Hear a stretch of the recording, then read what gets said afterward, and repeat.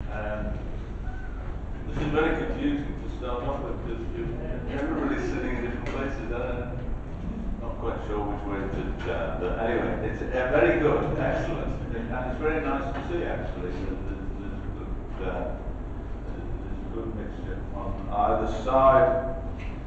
Right, without further ado, welcome to the second meeting of the Policy and Performance Committee, Regeneration and Environment. Declarations of interest. Any declaration of interest? Yes, Jerry. Yeah, I'd like to declare a determination, as I have my views to be made quite clear on this. It's the supplementary genderising of the highways and traffic representation panel, which is the Causeway decision. So I'll be leaving the room now. Have we got that? Because I didn't quite get it, but nevertheless, good. Me as well, I'm very interested in the 20 mile an hour. Oh, and speed. Yeah. Well, and share agenda item 11 by way of my employment. Right. Okay, any more? We done? Right. Nobody subject to parting whip, I'll take that as read. Minutes of the last meeting. Anybody read them? Everybody in agreement with them? All in agreement? I will sign on the dotted line. Right, now the next item is something which is a little unusual, really. Well, it's very unusual as far as I'm concerned. And that is the notice of motion that went to the council chamber, whatever it was, I don't know, must have served 6 weeks ago. And it was referred to this committee. In a minute I'll ask Denise if she wants to talk to it. But just before I do, perhaps just from my perspective, I might just say a few words. I mean, we can have the usual kind of ding-dong debate, because it's a fairly highly political notice of motion. I'd like to encourage members maybe to just take it perhaps a little level above that. There's two aspects to it that probably we should be looking at. One is, yes, what are the reductions in service levels for the fire service in Wirral, and what would the impact of that be? We do need to understand that, and maybe we need somebody perhaps from the council to come and tell us at a future meeting. Things like flooding, and if there's a reduction in the number of appliances, fire engines, or whatever you want to call them. And the other is we have to pay money to the Merseyside Fire and Rescue, so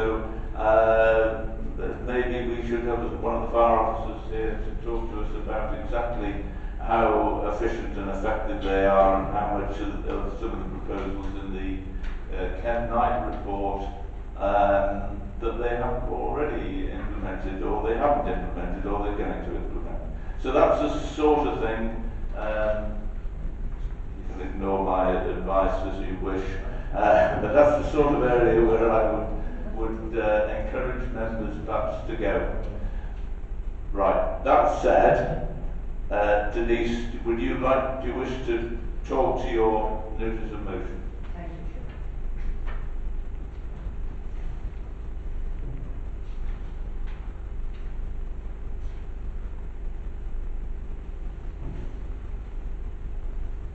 Merseyside Fire and Rescue Service received grant cuts in 2011-12 and 2012-13 in excess of 13%, which is over double the national average. The government has announced the level of grant it will provide to the authority for the years. Denise, can I just stop? Can you hear me? Just speak, just so the audience can hear. Can you just put the mic close? I can give the audience. It's okay. Do I start again, Chair?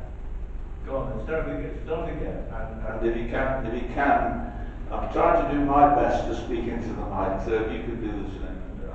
Personally, I would appreciate it anyway. Thank you. Can you all hear me? Yes. Thank you. Right. Merseyside Fire and Rescue Service have received grant cuts in 2011-12 and 2012 to 13 of in excess of 13%, over double the national average. The government has announced a level of grant it will provide to the authority for the years 2013-14 and 2014-15. The funding is being cut by 8.7% and 7.5% respectively in those years, a 6.3 million cash reduction. The funding reduction is worse than the national average for fire and rescue services and means that there have to be further savings to balance our budget. We've been able to make savings from back office and support services, which assume a further 2 years of pay restraint for all staff. Savings were identified from inflation and capital expenditure budgets, and additional income has been gained from shared use of fire stations with the ambulance service, increased efficiency through the joint command and control centre at Merseyside Police, which is being built, and shared services of the vehicle workshops, and cost recovery of smoke alarms from low-risk households. A fundamental review of fire cover brought recommendations that included a reduction of 90 firefighter posts. These will be achieved by natural retirement rates, but will take until 2015 to 16 to deliver. We are aiming to keep all our stations open at present, apart from Highton and Liston, which are being considered for a merger. There will be a 33% cut in the number of fire engines available from 42 to 28. The introduction of a 10-minute response time standard across Merseyside. However, the Chief Fire Officer is sure the first response to an incident will be much faster. Ken Knight's report states that deaths from fires at home are at an all-time low, but this must take into account the education and preventative work undertaken by the fire service. He also called for more on-call firefighters to save money. However, we believe it would not be possible for a retained firefighter to acquire and maintain the level of skills required for a full-time firefighter, and we propose to keep the retained duty system, which is a staffing reserve providing cover on rota days. I must also stress that Merseyside has the lowest number of senior manager roles of any fire and rescue authority in the country. Ken Knight also highlighted the level of reserves held by fire authorities and recommended that they should be used to invest in spend to save projects. However, we have kept our reserves at a high level in view of the risks facing the authority. The DCLG is encouraging the creation of innovative alternatives for public service delivery and has approached fire authorities to consider mutualisation. However, statutory responsibilities would remain with the Fire and Rescue Authority. Mutualisation is seen as handing back power from state institutions to employee-led mutuals. These would be a form of social enterprise, having its own operating arrangements and owned by their members. Existing staff would have to transfer to a new organisation. However, the government will not provide for all the costs of establishing this organisation. If Merseyside Fire and Rescue Authority were to consider a large-scale mutual, then the new body would require support and resourcing from our existing staff. We have responded to the DCLG stating that whilst exploring all options to minimise the impact of cuts, it does not at this time recognise how any of its services would improve within a mutual. In particular, we are concerned with the costs associated with setting up and establishment of a mutual without full, guaranteed, long-term funding from the government. Fortunately, there has been little support from staff for this idea. Thank you for listening to me. Right, thank you, Denise.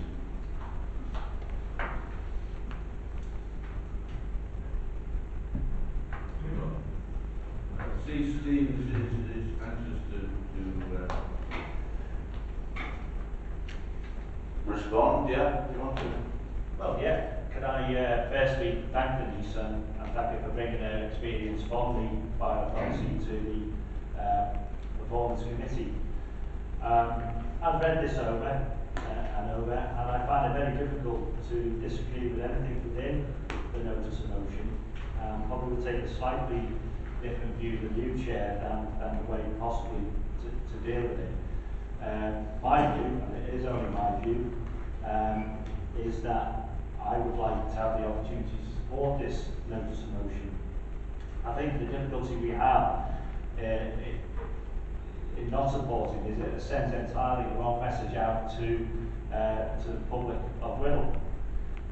It is a fact that the cuts both to Wirral Council and to its authorities such as police and the fire authority have been disproportionate to other parts of the country. And that was well outlined in the debate. But I'm anxious also that we don't make decisions or that within a vacuum, and would like to involve all other members of the council in hearing what the potential impact is on Wirral residents.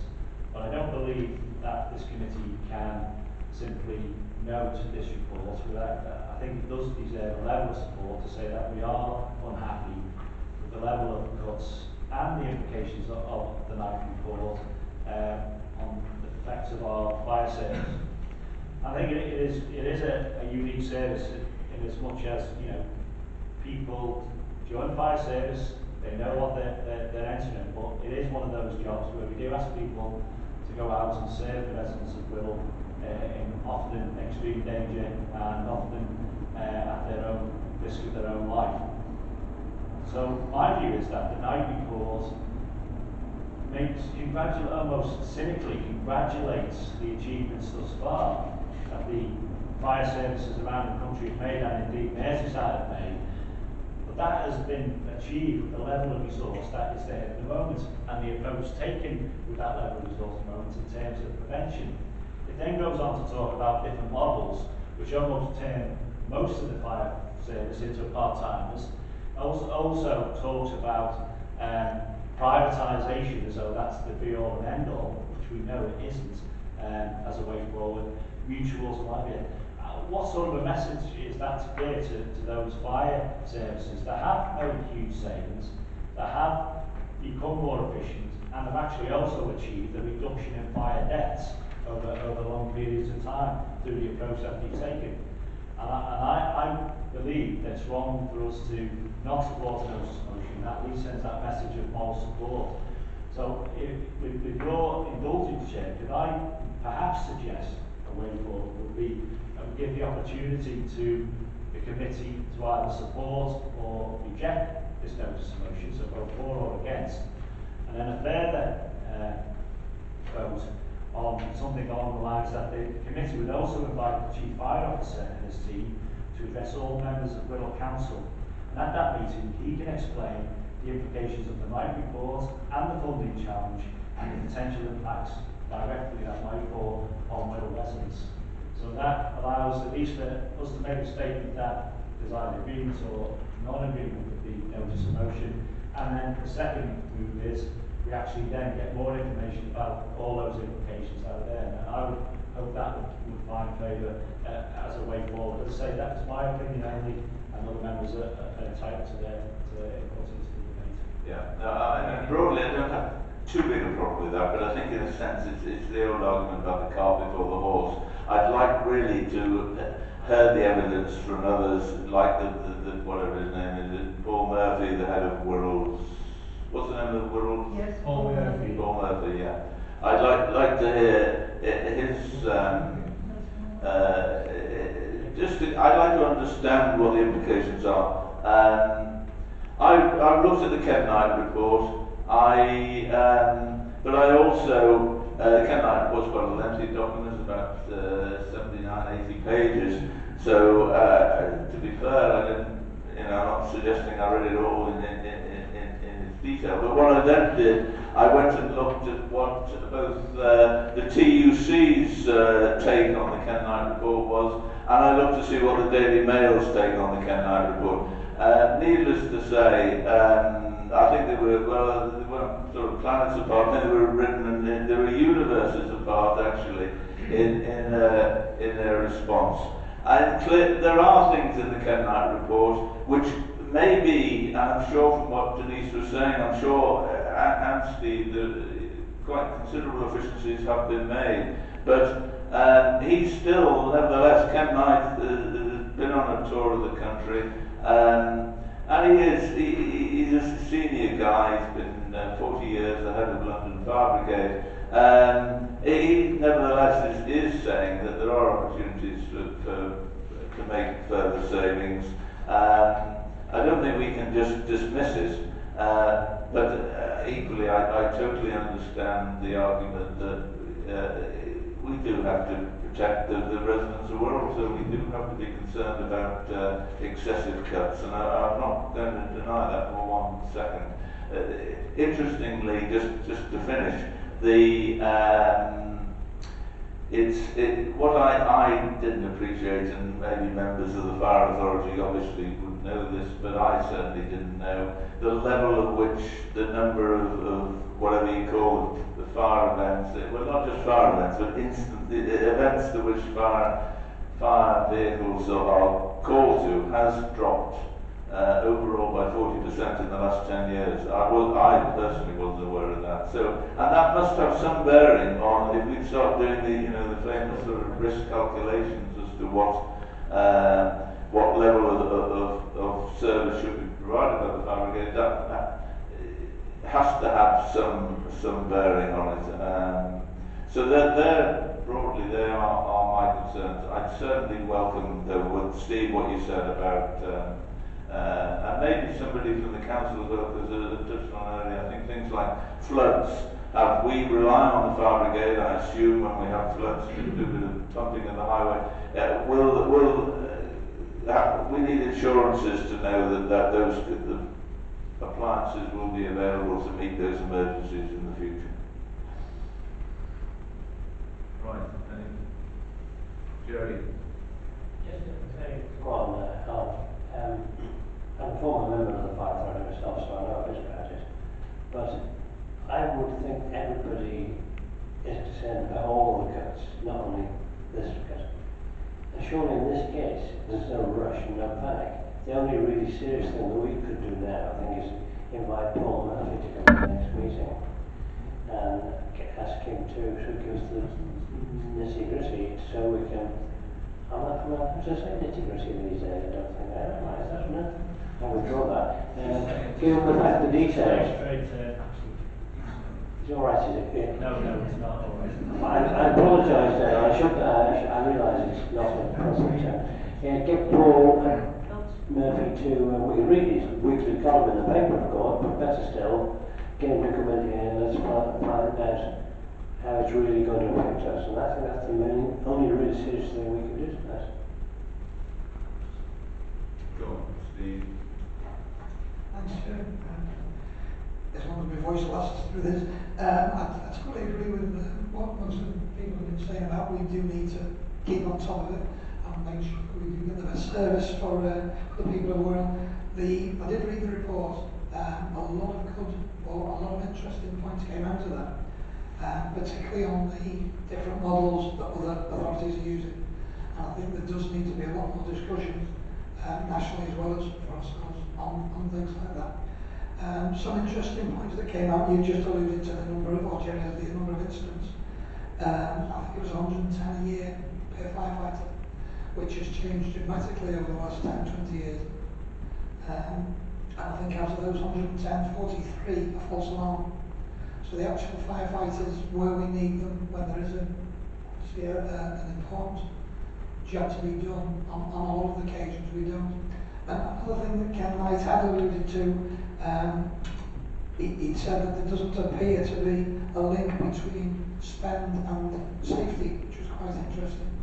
And again, I feel we need to know a bit more about that, and the cost saving implications that he maybe talking to the other thing he was talking about strongly was the different shift patterns, which if improved can save a lot of money.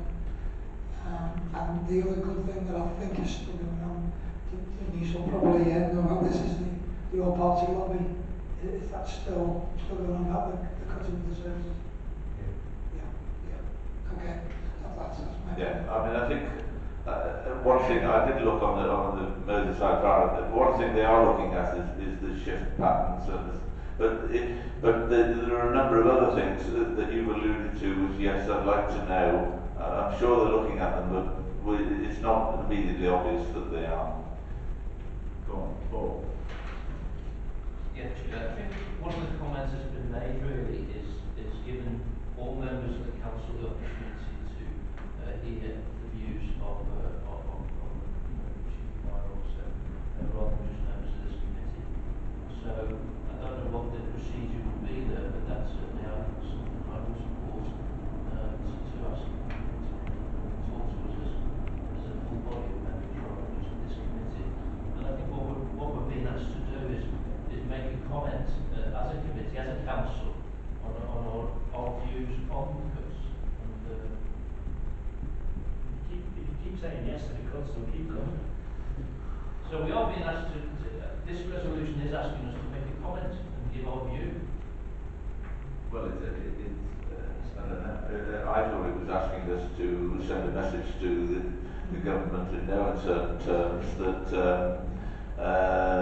these cuts are ill thought out and are totally inappropriate and they should be stopped. And that the future Labour government will fully restore them, or perhaps no, it didn't quite say that. It says if economic circumstances, depending on economic circumstances, will return to office, they might be restored. Sorry, Chair, can I speak? Yeah, I've got to say, you can come in and say, go on, Mike. Thanks, Chair. Yes, I agree entirely with what Steve said. These cuts, yes, we can talk about shift patterns and all the rest of that sort of stuff. We've got 42 engines at the moment, we're being cut to 28. We're going to lose firefighters. What we're talking about now in this debate, and I fully support what Steve said, I think this is too important just for this committee. But this proposal we have to vote on tonight whether we're going to support this or not. So, as well as discussing, I fully support what Steve said. We're talking about the safety of the residents on Wirral. And we're all residents as well. With our sons, daughters, grandchildren. That's what we're talking about. If there's a firefighter there, we can talk about percentages and everything else. 46% down. That's great. That's up to the ingenuity and the professionalism of the fire service. But if we make these cuts and then our house goes up in flames, and due to the cuts, the firefighters that are being woken up in their own homes to get to the fire station and get to the fire, and people die. That's what we're talking about tonight, and I think it should go. We should invite the chief officer to come and give his opinions, because it does worry me, Chair. When the old area forums, we had the police there, the fire service there, and they'd stand up and they'd say, yeah, we've had these cuts, but we're all, we're handling them, and everything's fine. And to be perfectly honest with you, they're reassuring the public, but they're not reassuring me. So, thank you, Chair. Right. Thanks, Mike. I think just to pick up just on one thing, there has been a significant reduction, and if you read the Ken Knight report, it is down to the professionalism of the fire service. Of course it is, but it also points out that improvements in upholstery, fire retardant materials, housing design, even car design has reduced the impact of accidents and things like that. So it's there's a bit of both in there. Steve. Well, Chair, we've argued and we've talked about the role of scrutiny committees, and here comes a chance, a notice of motion being passed to us that could have been passed been voted on by full council, asking for an opinion. It's unequivocal, it's asking for an opinion from this committee. My view is, we either send a message to government that we're okay with cuts, year after year after year, and I don't care what government's in power. My job and our job should be to defend the people of Wirral and the best we can. And by sending a message of we agree with the cuts, or we're going to fudge it, or we're not going to say unequivocally these cuts must be coming, if the levels are coming for the north as well. Now, you know, I'm watching this week, and I'm not mentioning party politics, but I'm watching this week a job of the Lib Dems distancing themselves from the Conservative government that they continually support. And here's a chance here for us to distance ourselves from the issue of cutting a service that saves lives, and we may well deny that. So I would like to move, if someone will second me, a procedural motion that I would ask the Chair to allow a vote either in support or against the notice of motion, and then a second vote which would invite, and I don't, you know, all Paul Murphy may be, but I want the head shebang here. I want the chief fire officer here. And the second motion would be around the basis of opening this debate to the rest of the council with information. I think we need to make a statement, and then as this committee move on. So I would move that as a procedural motion, if that finds favour with the solicitor, if it is seconded. I'll second that. Okay. I'm in full support and second. Yeah, no, before we come, right, sorry, go on. Before we come to let's just hear a few more. I have no problem with the with voting on both things. I just feel I'm not well informed enough tonight to vote on something. So, for example, I would like to hear from a professional as to what their view of local minimum capacity is before it gets unsafe. And only a professional can answer that. And also, you know, there was mention of a deliberate holding of high reserves to mitigate against risk, i.e. a situation like this. I'd like to know what those reserves are before we kind of make this decision. At the moment, this is a very emotive, very well written. You know, I've no problem with what's written at all. It's just I'd like to balance that with professional view to be able to ask some questions before I then vote on it. So, to be honest, I think Steve's call to invite professionals here to better inform us and then we vote on it to really make more sense. Yeah, no, I mean, obviously I don't disagree with that. I mean, yeah, I can see the sense of what's been said, but quite clearly what's being asked here is we send a message on cuts first, then we get somebody in afterwards, somebody from the fire brigade to tell us.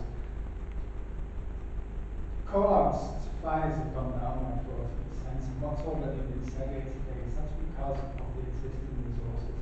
I know there's other factors in there, changes in furniture and things like that. But if we've got these improvements now, how can we not support people firemen who brought these improvements here? How can we not today send a clear message to the firemen, to the people of Wirral, to say that we are totally against these cuts? Now, it's not a case of putting the cart before the horse, or what came first, chicken and egg, was the example. This is about sending a very clear message. I think we should have that vote today. I don't, Chair, if it helps you, I don't particularly care which way round the separate votes are, to be frankly honest, as long as they are separate votes, because I don't want to link them together, because that would be making it. I mean, you moved a proposal, Steve, so I mean, I think that rightly we should vote on that, and it wasn't, what I wanted was almost to defer the final vote on the cut until after we'd had the next meeting, because as I think somebody said, it's not really going to, one suspects that passing a motion in this committee tonight isn't going to make a huge difference one way or the other, and therefore there would have been no harm in deferring it. But I accept that it is the will of the committee that we should have a vote on it. So we need to read out, we vote on, well, there's two parts. One is the notice of motion as it stands. I think that's what you want, isn't it? The committee supports this notice of motion. So the proposal is that we support the notice of motion that was presented to the council on whatever it was, and as is before us now. So all those in favour of that, please show.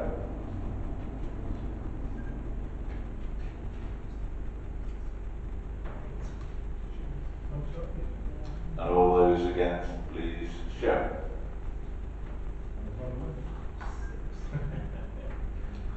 Okay, so that is passed.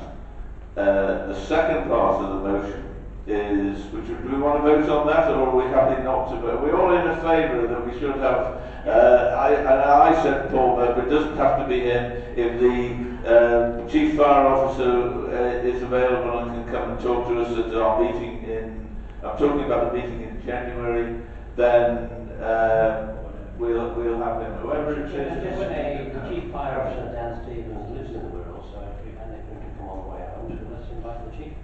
Let's invite the Chief.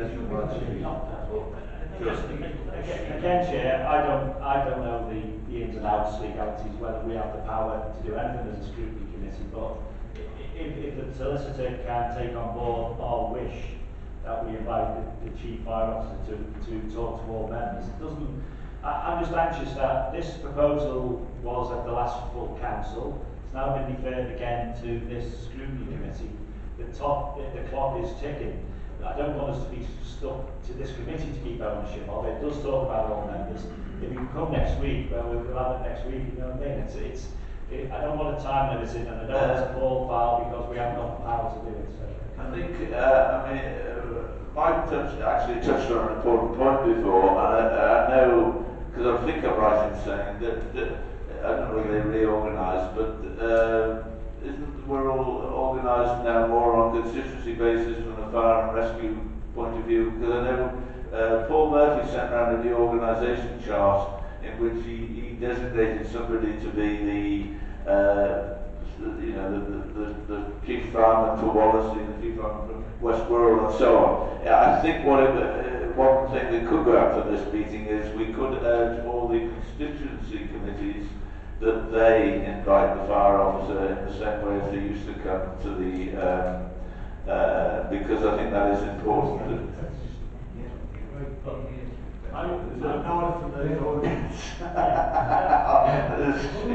That's as in as well as we want the Chief Fire Officer here. No, sorry, I wasn't saying as an alternative. The Chief Fire Officer should come here, but I'm also saying that the constituency committee should be encouraged to ensure that, because ultimately it is the individual constituencies are going to, if there is a rationalisation of fire stations or whatever, then it's the individual constituencies who need to be aware of that and need to discuss it. So they do need, but it wasn't in any way trying to say do that as an alternative. It was simply saying that that should be done.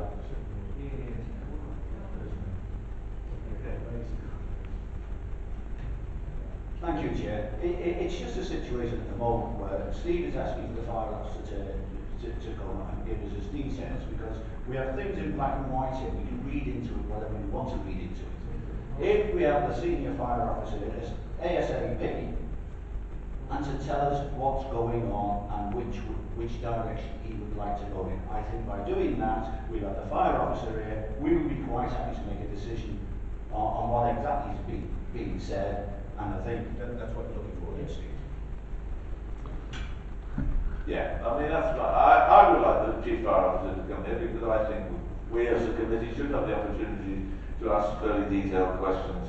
I think if it's a broader meeting, maybe we won't get into perhaps the detail and the opportunity that we might have. So that for what it's worth, that would be my view. So I'll go on. We set up a separate meeting as soon as we can get it. Denise, I'm sure, could contact them very promptly. Denise, you could contact them very promptly and send them book a date for the resolution. I mean, I don't have a problem. If he wants to come to half a dozen meetings, he's more than welcome, but I would like him to come to this committee and talk to this committee. So I'm taking it as we're all going to nod now, aren't we? That we're in agreement that we should invite the Chief Fire Officer to the next meeting of this committee. address all members, but all members be invited, that's the All key. members be invited. Diversity or diluting it again. I mean, all members, yeah, okay, all members are invited It's to not this just a picture, it's a significant issue about people's lives, and we're trying to put it together as this little committee. We've done our job, we've listened to the notes of motion, we're now proposing an action that will involve all the council. Isn't that what we want to do as a scrutiny committee? Make things happen. All members think for God's sake. Yes. Anyway, come on. I think hopefully, we've made a decision and we know where we're going. I'd like to move on because I am still committed to try and finishing these meetings by 8 o'clock. Good man. Okay, thank The you. next item on the agenda, if I can find the agenda, somebody tell me what it is. Is it the on the highways panel? Oh, youth and youth.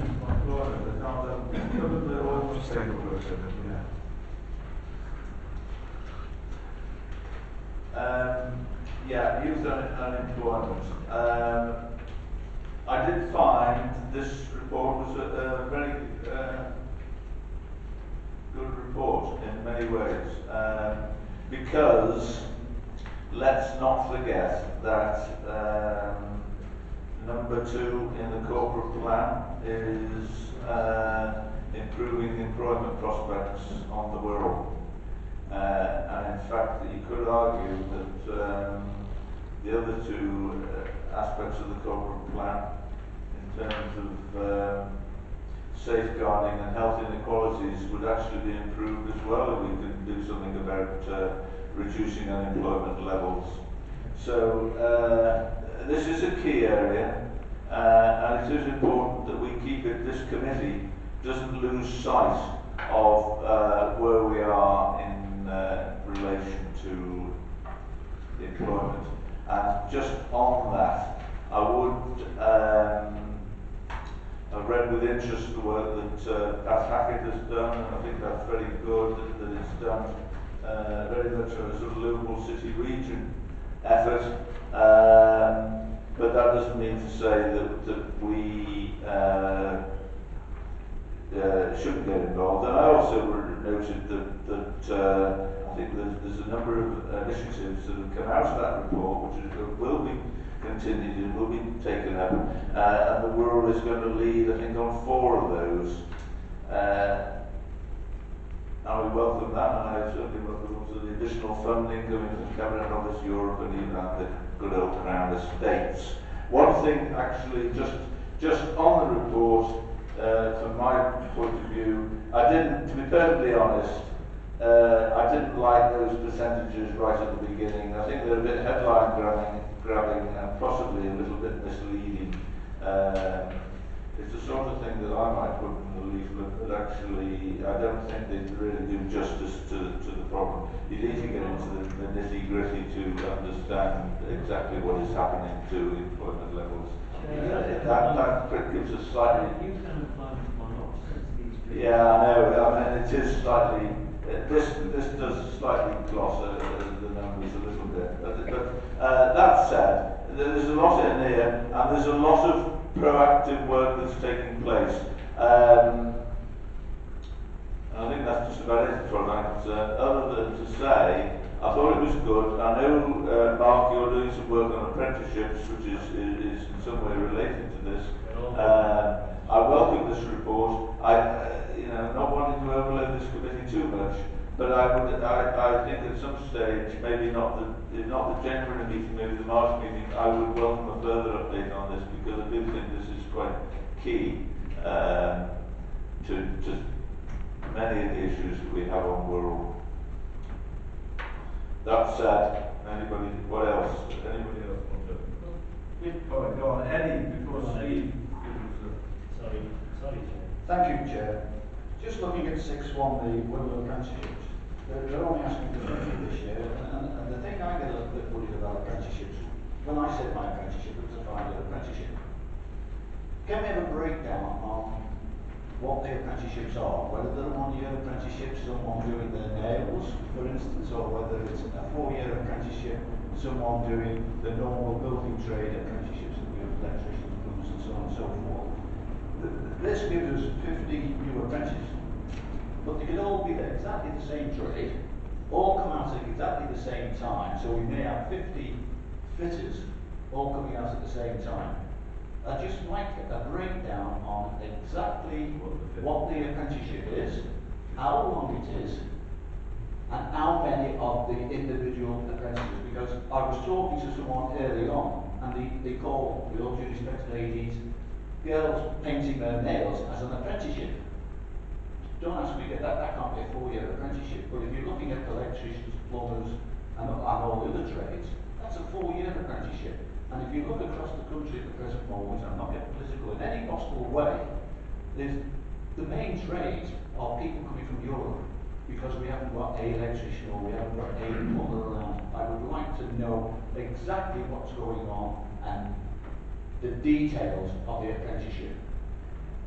John, I think it might be appropriate, Mark, if you'd like to respond to that. We've done a draft scoping exercise for the apprentice review, which we're going to share with other members fairly soon.